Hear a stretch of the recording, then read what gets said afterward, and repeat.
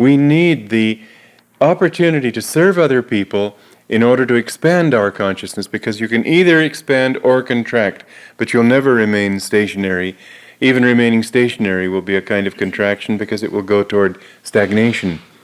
And so, for our own sake, we need to serve people and to help them. But the motive for serving, the motive for helping other people should be to expand your consciousness, to be an instrument for the divine joy.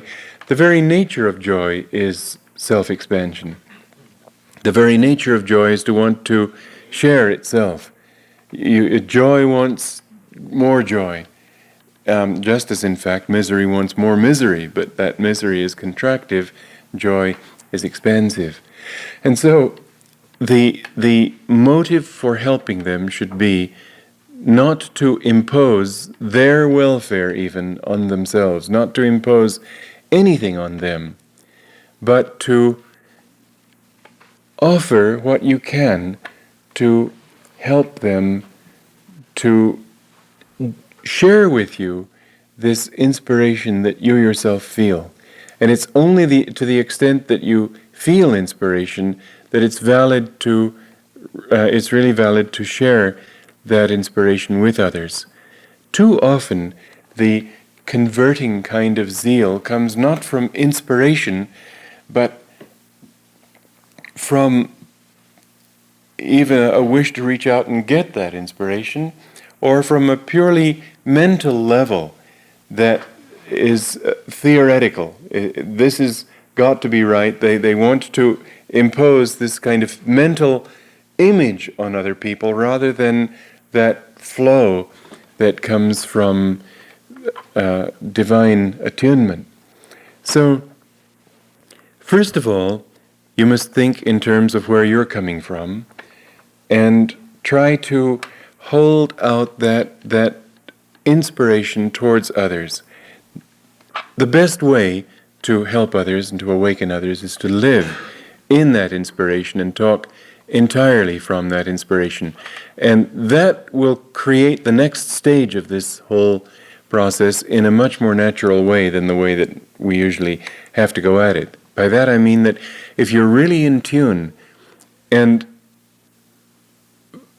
well, don't talk because you think it's a good idea.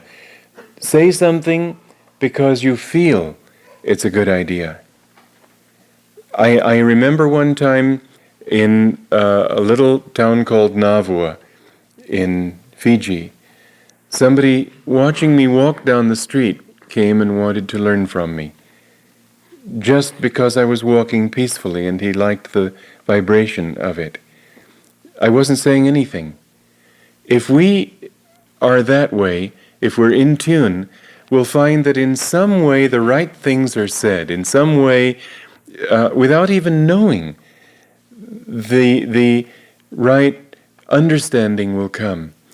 I've noticed many times that people will say, "Oh, you must have read my mind." Well, I never consciously read minds.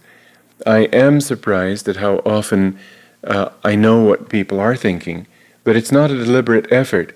And it's not very often something that I know that they're thinking until they tell me so. But it comes, and I know what they need. It doesn't come from my effort. It doesn't come from some technique that I have, but it comes from being in tune inwardly. And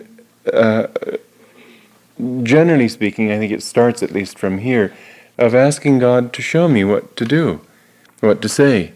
And then, without realizing that I've said the right thing, I've said it.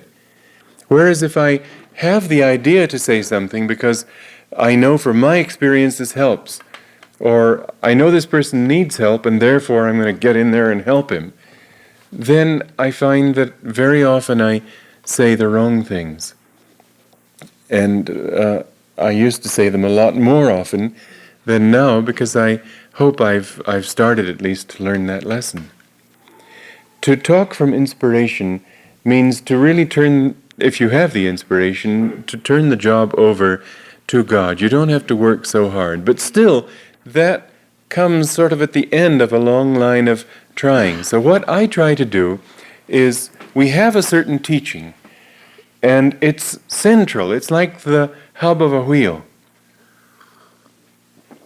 That same teaching radiates outward in all directions, and we can take that direction, we can take any of those directions that we choose if we're starting from the center.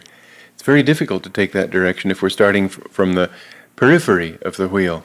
But from the center we can go in any way we want to. So if we are centered in ourselves and ask for guidance, and then also use our own God-given intelligence, what we'll find is that where the next point to keep in mind in helping people, and of course this will apply to children too, is to understand where they are coming from.